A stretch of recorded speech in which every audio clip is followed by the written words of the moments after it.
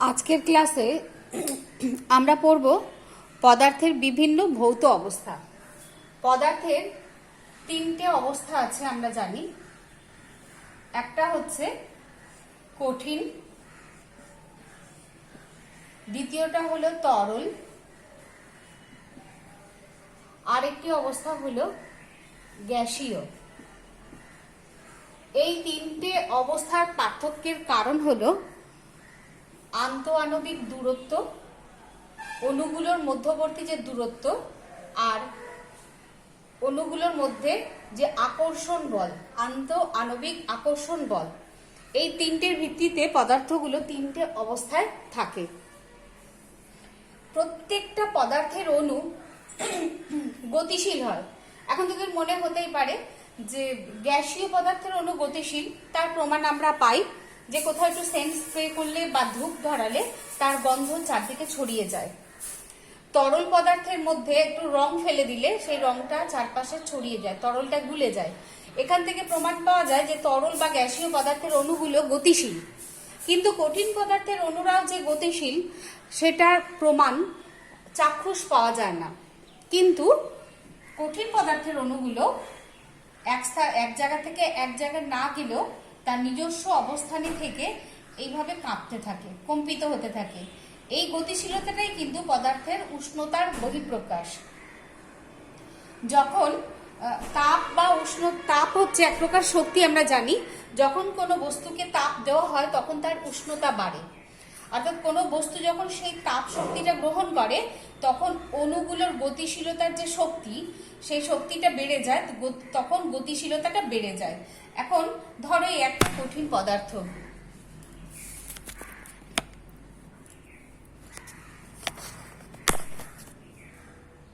ধরো এটা একটা কঠিন পদার্থ।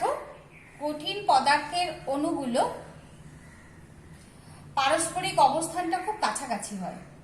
অণুগুলো পরস্পরের থেকে খুব কাছাকাছি অবস্থান করে, দূরত্ব খুব কম থাকার ফলে এদের মধ্যে যে আন্তঃআণবিক ব্যবধান এটা খুব কম হয়।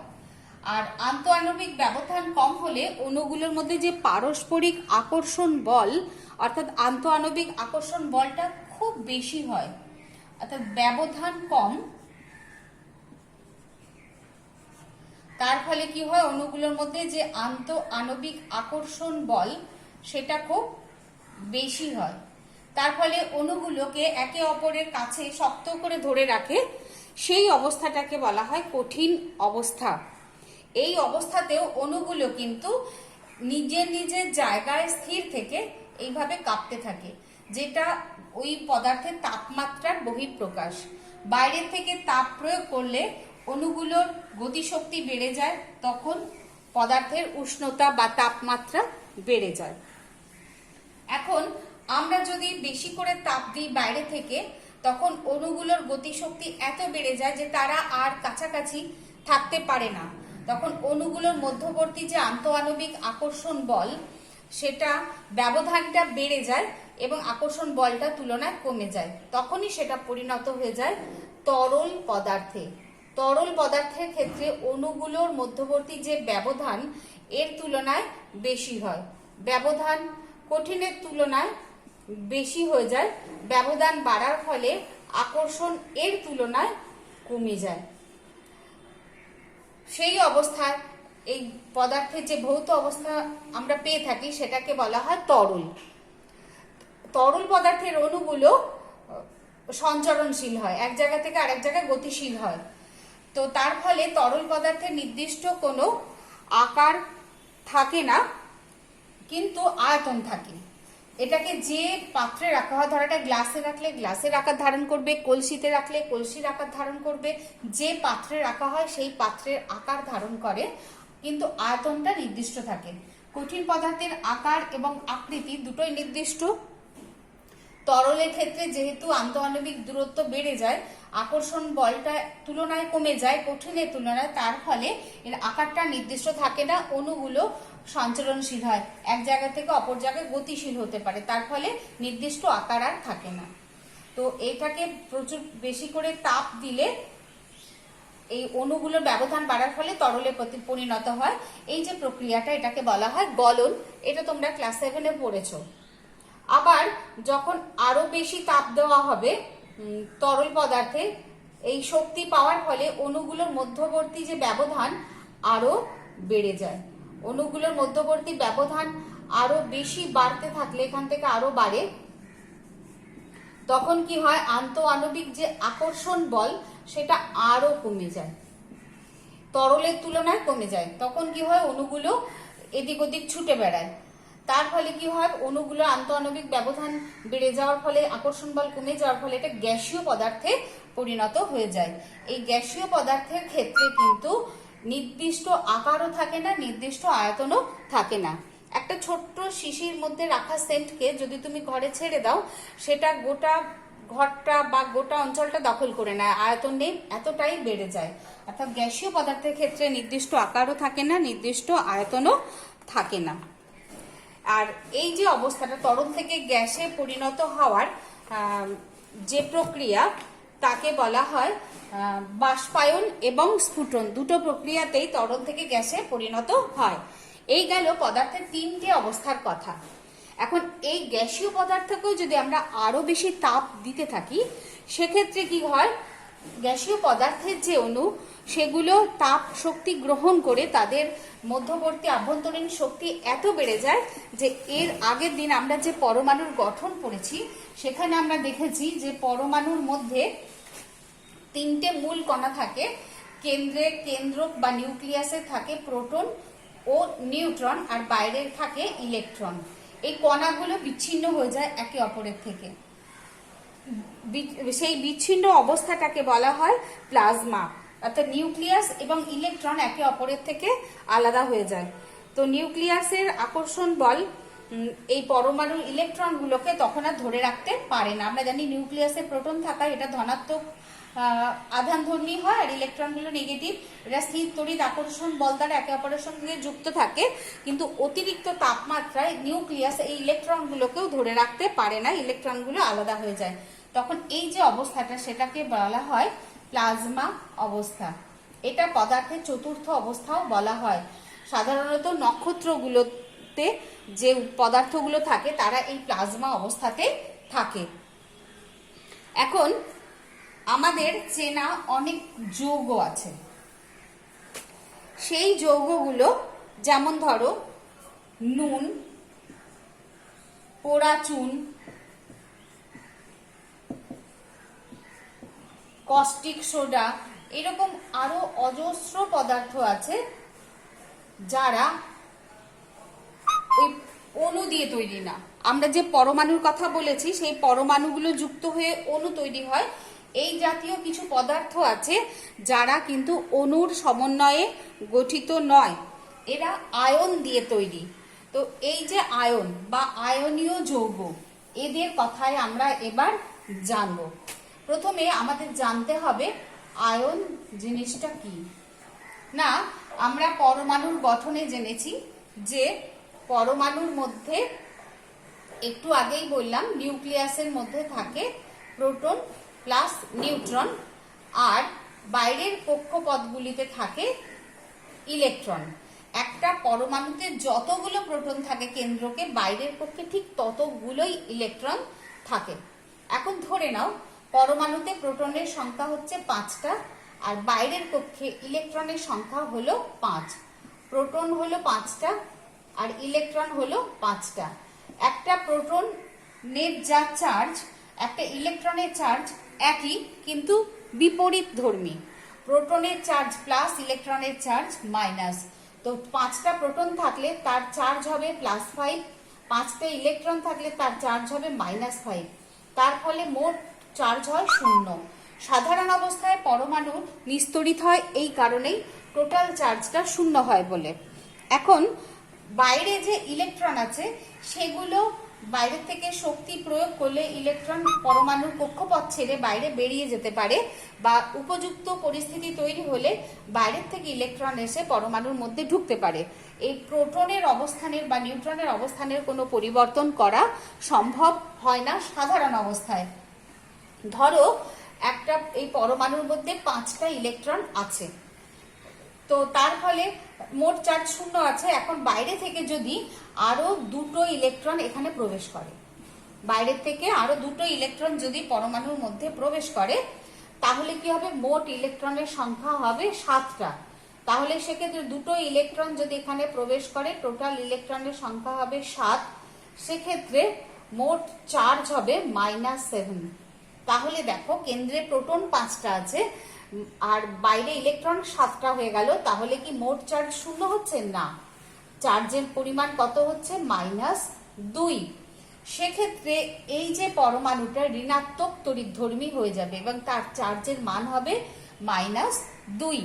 তাহলে পরমাণুটা এই যে তড়িৎধর্মী হয়ে গেল, ঋণাত্মক তড়িৎধর্মী, এই যে অবস্থাটা, এটাকে বলা হয় আয়ন। আবার ধরো কোনো কারণে ইলেকট্রন 2টো বেরিয়ে গেল, 5টা ছিল, 2টো বেরিয়ে গেল, ইলেকট্রনের সংখ্যা হলো 3টে, তাহলে তার চার্জ হলো -3। 3টে ইলেকট্রনের চার্জ হবে -3। তাহলে মোট চার্জ কত হবে না, +5 - 3 = +2। সেই অবস্থায় পরমাণুর মোট চার্জ হচ্ছে +2। তাহলে এই যে ধনাত্মক আধানধর্মী হয়ে গেল, সেই অবস্থাটাকে বলা হয় পরমাণুর আয়নীয় অবস্থা। তাহলে আমরা দেখছি যে আয়ন 2 রকমের হয়, একটা ধনাত্মক আয়ন আর একটা হচ্ছে ঋণাত্মক আয়ন। অর্থাৎ আয়ন 2 প্রকার, একটা হচ্ছে ধনাত্মক আয়ন আর একটা হলো ঋণাত্মক আয়ন।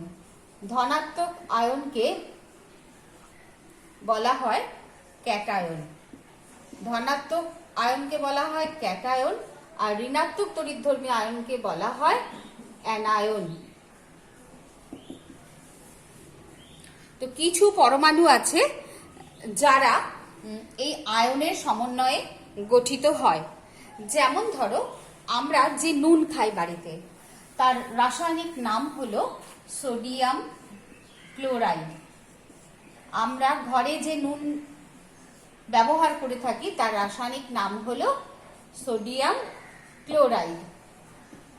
এই যে সোডিয়াম ক্লোরাইড অণুটা, এই যৌগের অণুটা গঠিত হয় 2টো মৌল দিয়ে। এই সোডিয়াম, এটা একটা ধাতব পরমাণু, আর ক্লোরিন, এটা হচ্ছে একটা গ্যাসীয় পরমাণু। পরীক্ষাগারে এই দুটোকে যদি রাসায়নিক বিক্রিয়া করানো হয়, তাহলে আমরা পাই সোডিয়াম ক্লোরাইড লবণ। এই পরীক্ষাটাকে যদি ব্যালেন্স করা হয় তাহলে এটা হবে এরকম, অর্থাৎ 2টো সোডিয়াম পরমাণু, তার সঙ্গে একটা সোডিয়াম পরমাণু এবং অণু, একই কথা, 2টো সোডিয়াম অণু এবং একটি ক্লোরিন অণু বিক্রিয়া করে পরীক্ষাগারে 2টি সোডিয়াম ক্লোরাইডের অণু তৈরি হয়। এবং এটা একটা কঠিন পদার্থ, সেটা আমরা জানি, এটা একটা কঠিন, সোডিয়াম ধাতুটা হচ্ছে কঠিন আর ক্লোরিনটা হচ্ছে গ্যাসীয়। এটা একটা গ্যাসীয় পদার্থ। এই দুটোর বিক্রিয়া যে সোডিয়াম ক্লোরাইড তৈরি হয়, এটা হচ্ছে একটা কঠিন। এখন এই যে সোডিয়াম ক্লোরাইড, এই অণুটা, এর মধ্যে দিয়ে কিন্তু কারেন্ট পাঠালে এটা তড়িৎ পরিবহন করতে পারে না। এখন একে যদি আমরা জলে গুলি অথবা একে যদি আমরা প্রচুর তাপ দিই, মানে প্রায় 800 ডিগ্রি সেন্টিগ্রেড তাপমাত্রা একে নিয়ে যাওয়া হয়, তাহলে এটা গলে তরলে পরিণত হয়। তো সেক্ষেত্রে এই তরল সোডিয়াম ক্লোরাইড কিন্তু তড়িৎ পরিবহন করতে পারে। তো তড়িৎ পরিবহন করতে গেলে আমরা জানি কি, যে ইলেকট্রন প্রয়োজন হয়। তোমরা এর আগে যে ঘর্ষণ তড়িৎ পড়েছো, সেখানে দেখেছো যে ইলেকট্রন আদান প্রদানের ফলে তার মধ্যে দিকে তড়িৎ জমা হচ্ছিল। তাহলে ধাতু বা অন্যান্য পদার্থের ক্ষেত্রে যেমন ইলেকট্রন তড়িৎ পরিবহন করে, এই সোডিয়াম ক্লোরাইডে কি ইলেকট্রন তড়িৎ পরিবহন করে? না, সেক্ষেত্রে আয়নগুলি তড়িৎ পরিবহন করে। আমরা যদি তরল NaCl পাই, মানে NaCl কে তাপ দিয়ে তরলে পরিণত করি, তো সেক্ষেত্রে সেখানে দেখা যাবে সোডিয়াম ধাতব আয়নে, এই ধনাত্মক আয়নে পরিণত হয় এবং ক্লোরিন ঋণাত্মক আয়নে পরিণত হয়। তখন এই আয়নগুলি তড়িৎ পরিবহন করে। এখন আমরা দেখে নেব যে কিভাবে এরা আয়নে পরিণত হয়। দেখো, সোডিয়াম, এর আগে আমরা পড়েছি একটা সোডিয়াম পরমাণুর মধ্যে তোমার প্রোটন থাকে 11টা, ইলেকট্রনও থাকে 11টা, কেমন? আর কেন্দ্রের মধ্যে নিউট্রন থাকে 12টা। তার ফলে তোমার সোডিয়াম পরমাণুর গঠনটা কেমন হয় না, এই যে নিউক্লিয়াসের মধ্যে প্রোটন 11টা থাকে, নিউট্রন 12টা থাকে। তার ফলে নিউক্লিয়াসটা হলো ধনাত্মক তড়িৎধর্মী, আর 11টা ইলেকট্রন বাইরের কক্ষপথে থাকে। প্রথম কক্ষপথে আমরা জেনেছি 2টো ইলেকট্রন থাকে, তার বেশি থাকতে পারে না। দ্বিতীয় কক্ষপথে 8টার বেশি ইলেকট্রন কখনোই থাকতে পারে না।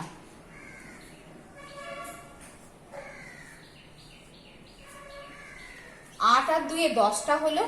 আর 3 নম্বর কক্ষপথে, সব থেকে বাইরের কক্ষপথে, এটা সোডিয়াম পরমাণুর ক্ষেত্রে একটি। 8, 2, 10 আর 1 11টা ইলেকট্রন রয়েছে।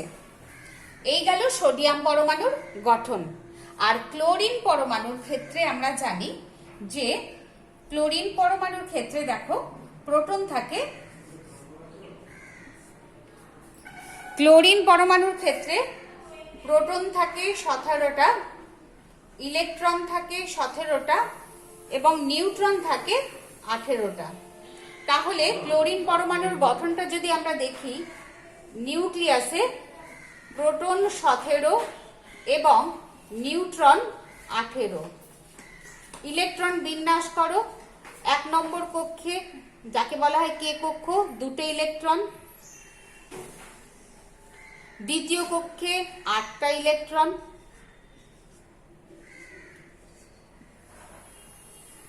আর তৃতীয় কক্ষে থাকে 7টা।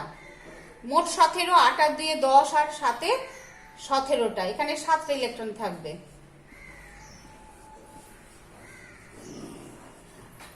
তাহলে এই যে আমরা ইলেকট্রনের গঠনগুলো দেখছি পরমাণুর, এখানে দেখো সোডিয়াম পরমাণুর বাইরে একটি মাত্র ইলেকট্রন আছে। আর প্রত্যেকটা পরমাণুর একটা প্রবণতা থাকে যে তার সব থেকে বাইরের কক্ষে মোট 8টা ইলেকট্রনকে রাখবে। তো এই প্রবণতাটা বজায় রাখতে গিয়ে দেখো সোডিয়াম পরমাণুর বাইরের যে একটি ইলেকট্রন, এটাকে যদি ছেড়ে দেয় তাহলে 2 নম্বর কক্ষটা 8টা ইলেকট্রন দিয়ে পূর্ণ হয়ে যাচ্ছে। তাই সোডিয়াম পরমাণু কি করবে, একটি ইলেকট্রনকে ছেড়ে দেবে। একটা ইলেকট্রন যেই কমে যাচ্ছে, এখানে 11টা প্রোটন আছে আর 11টা ইলেকট্রন, একটা ইলেকট্রন চলে গেলে 10টা ইলেকট্রন থাকছে। তার ফলে কি হচ্ছে, প্রোটনের সংখ্যা একটা বেড়ে যাচ্ছে। প্রোটন যেহেতু ধনাত্মক তড়িৎধর্মী, তাই একটা ইলেকট্রন ছেড়ে দিলে সোডিয়ামটা সোডিয়াম প্লাস আয়নে পরিণত হয়ে যাবে। সেক্ষেত্রে এই কক্ষটা আর থাকবে না। ক্লোরিনের দেখো প্রথম কক্ষে 2টো, দ্বিতীয় কক্ষে 8টা, তৃতীয় কক্ষে 7টা ইলেকট্রন আছে। ক্লোরিন আর একটা ইলেকট্রন পেলে ওর বাইরের কক্ষটা 8টা ইলেকট্রন হয়ে যায়। তাই এই যে সোডিয়ামে ছেড়ে দেওয়া ইলেকট্রনটা ক্লোরিন নিয়ে নেবে। নিয়ে নিলে কি হচ্ছে, ক্লোরিনের বাইরের কক্ষে 8টা ইলেকট্রন হচ্ছে, কিন্তু ক্লোরিনের কেন্দ্রে 17টা প্রোটন আছে আর বাইরে 17টা ইলেকট্রন ছিল। আর একটা ইলেকট্রন গ্রহণ করলে মোট ইলেকট্রনের সংখ্যা হয়ে যাচ্ছে 18টা। তাহলে সেক্ষেত্রে কি হচ্ছে, একটা ঋণাত্মক চার্জ বেশি হয়ে যাচ্ছে। সেক্ষেত্রে ক্লোরিন মাইনাস আয়নে পরিণত হচ্ছে। সোডিয়াম ধনাত্মক আয়ন, ক্লোরিন ঋণাত্মক আয়নে পরিণত হচ্ছে। তখন স্থির তড়িৎ আকর্ষণ দ্বারা, আমরা জানি বিপরীত তড়িৎ একে অপরকে আকর্ষণ করে, তো স্থির তড়িৎ আকর্ষণ দ্বারা সোডিয়াম আয়ন এবং ক্লোরিন আয়ন পাশাপাশি এসে যুক্ত হয়ে একটা কঠিন বন্ধনে আবদ্ধ হয়ে সোডিয়াম ক্লোরাইড এই যে অণুটা গঠন করে। এখানে কিন্তু অণুর কোনো অস্তিত্ব থাকে না। আমরা নুনের যে দানা দেখি, সেই নুনের দানার মধ্যে কয়েক লক্ষ এরকম সোডিয়াম এবং ক্লোরিন আয়ন আছে। এই আয়নগুলো একটা নির্দিষ্ট জ্যামিতিক আকারে আবদ্ধ থাকে, সাজিয়ে থাকে, থেকে এক একটা নুনের দানা তৈরি করে। দেখো তোমাদের বইতে ওটা ছবি দেওয়া আছে। কিভাবে থাকে না, মাঝে যদি একটা সোডিয়াম আয়ন থাকে তো তার চারপাশে 6টা ক্লোরিন আয়ন এভাবে তাকে ঘিরে থাকে। 6টা ক্লোরিন আয়ন দ্বারা এটা আবদ্ধ থাকে চারপাশ থেকে, ঠিক আছে। তো আবার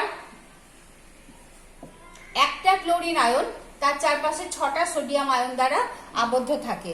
থেকে একটা নুনের কেলাস তৈরি করে।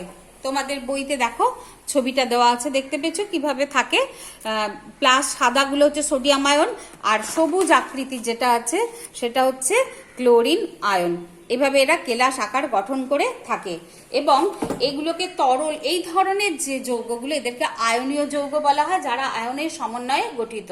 আর এই ধরনের যৌগগুলোকে যখন জলে দ্রবীভূত করা হয় বা গলিয়ে দেওয়া হয় তখন আয়নগুলো পরস্পরের থেকে দূরে সরে যায়, তখন এই আয়নগুলোই তড়িৎ পরিবহন করতে সক্ষম হয়, তাই এগুলোকে বলা হয় আয়নীয় যৌগ।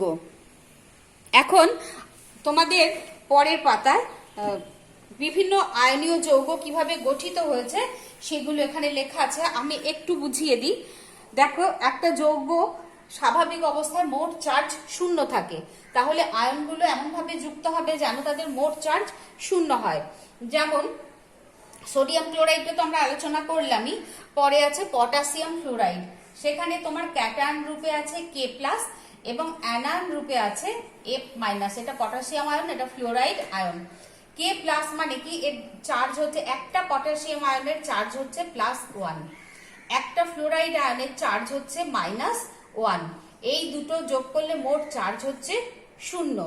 তাহলে পটাশিয়াম ফ্লোরাইড, এই যে যৌগটা তৈরি হবে তার সংকেতটা কি হবে, Kf, কারণ একটা পটাশিয়াম আয়ন এবং একটা ফ্লোরাইড আয়ন যুক্ত হলে মোট চার্জ 0 হয়ে যাচ্ছে, তাই পটাশিয়াম ফ্লোরাইড যৌগের সংকেত হবে Kf। আবার দেখো magnesium oxide, magnesium oxide, magnesium আয়নের সংকেত হচ্ছে, ধাতুরা সবসময় ক্যাটায়ন হয় আর গ্যাসীয় পদার্থ বা অধাতুরা অ্যানায়ন হয়, অর্থাৎ ধাতব পদার্থরা ইলেকট্রন গ্রহণ করে, মনে রাখবে, আর অধাতুরা ইলেকট্রন বর্জন করে।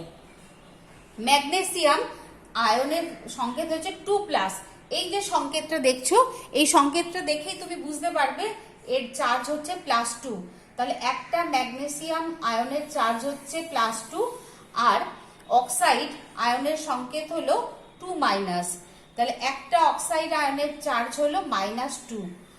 একটা ম্যাগনেসিয়াম আর একটা অক্সাইড আয়ন যদি যুক্ত হয় তাহলেই মোট চার্জ হয়ে যাচ্ছে 0। তাহলে ম্যাগনেসিয়াম অক্সাইড অণুর সংকেতটা কি হবে, MgO। এইভাবে মোট চার্জ 0 করে কিন্তু যৌগের অণু গঠিত হয়।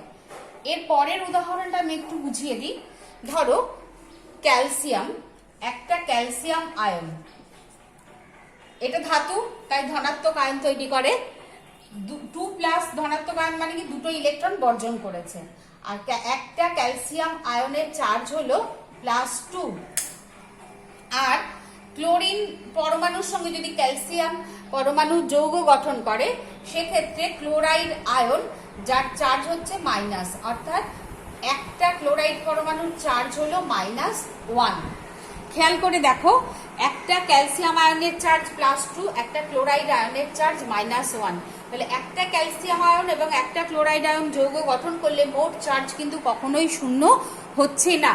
এখন এক্ষেত্রে মোট চার্জ 0 হতে গেলে তোমাকে কি করতে হবে না, একটার জায়গায় দুটো ক্লোরাইড আয়ন নিতে হবে, তাহলে 2Cl-, তাহলে দুটো ক্লোরাইড আয়ন নিলে এর চার্জ হবে -2, সেক্ষেত্রে +2 -2 মিলিয়ে মোট চার্জ হবে 0। তাহলে মনে রাখতে হবে যৌগের সংকেত তেমনভাবে গঠিত হবে যেন সেখানে মোট চার্জ 0 হয়। তাহলে ক্যালসিয়াম ক্লোরাইড যে যৌগটা সেই অণুর সংকেত হবে CaCl2, একটা ক্যালসিয়াম আয়ন নিতে হবে, আর এই ক্যালসিয়াম আয়নের চার্জকে প্রশমিত করতে গেলে আমাদের দুটো ক্লোরিন আয়ন নিতে হবে, সেজন্য Cl2, তাহলে ক্যালসিয়াম ক্লোরাইডের সংকেত হবে CaCl2। আবার দেখো সোডিয়াম আর অক্সিজেন, এই যে আয়ন দুটো, সোডিয়াম আয়ন Na+, একটা সোডিয়াম আয়নের চার্জ হচ্ছে +2, আর অক্সিজেন আয়নের সঙ্গে যখন যৌগ গঠন করবে অক্সিজেন আয়নের সংকেত হলো -2, তো O-2, তাহলে একটা, সরি এটা হচ্ছে +1, অক্সিজেন আয়নের একটা আয়নের চার্জ হচ্ছে -2, তাহলে একটা সোডিয়াম আয়ন এবং একটা অক্সিজেন আয়ন নিয়ে কখনোই কিন্তু যৌগ গঠন করা সম্ভব হয় না, তাতে মোট চার্জ 0 হবে না। এখন -2 কে প্রশমিত করতে গেলে আমাকে দুটো তাহলে সোডিয়াম আয়ন নিতে হবে, সেক্ষেত্রে দুটো সোডিয়াম আয়নের চার্জ হচ্ছে +2, তো এই +2 আর -2 মিলিয়ে মোট চার্জ হবে 0। অর্থাৎ সোডিয়াম আয়ন এবং অক্সিজেন আয়ন, যাকে বলা হয় অক্সাইড আয়ন, এই দুটো মিলিয়ে যৌগ গঠন করতে গেলে আমরা দেখতে পাচ্ছি দুটো সোডিয়াম পরমাণু লাগবে এবং একটি অক্সিজেন পরমাণু লাগবে, তবে গিয়ে মোট চার্জ 0 হচ্ছে। সেজন্য সোডিয়াম অক্সাইডের সংকেত হয় Na2O। ঠিক একইভাবে অ্যালুমিনিয়াম এবং অক্সিজেন, এই দুটোর ক্ষেত্রে যখন যৌগ গঠন হবে, একটা অ্যালুমিনিয়াম তার চার্জ হচ্ছে 3+, অর্থাৎ +3, আর একটা অক্সাইড আয়ন তার চার্জ হচ্ছে -2। এখন একটা অ্যালুমিনিয়াম এবং একটা অক্সিজেন নিয়ে যৌগ গঠন করলে দেখো মোট চার্জ 0 হচ্ছে না। এখন এদের মাঝামাঝি একটা চার্জ আনতে হবে যাতে দুজনেরই ধনাত্মক এবং ঋণাত্মক চার্জ সমান হয়। এখন 3 আর 2 এর লসাগু হচ্ছে 6।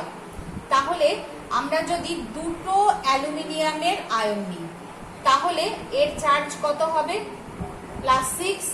আর 3টে যদি অক্সিজেনের আয়ন নিই তাহলে এর চার্জ কত হবে? -6। দিয়ে দেখো মোট চার্জ 0 হচ্ছে। তাহলে সেক্ষেত্রে আমাদের যৌগ গঠন করতে গেলে দুটো অ্যালুমিনিয়াম লাগছে, Al2O3। এইভাবে যৌগের সংকেত নির্ণয় করতে হয়। ঠিক এইভাবে তোমরা নিচে এই ছকটার নিচে যে যৌগগুলোর সংকেত দেওয়া আছে এই সংকেতগুলো তোমরা নিজেরা খাতায় তৈরি করতে পারো কিনা দেখবে। আমি পরবর্তী ক্লাসে এই সংকেতগুলো মিলিয়ে দেব। কেমন?